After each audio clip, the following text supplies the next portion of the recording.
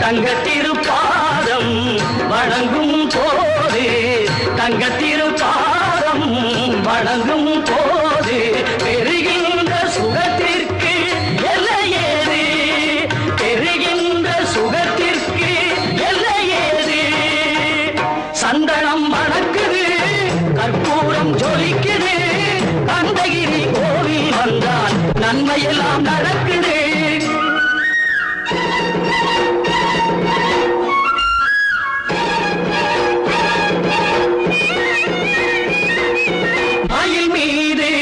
மன்னனை இருக்க வைத்து ஏழு ஸ்வரம் பாடும் கிங்கிணி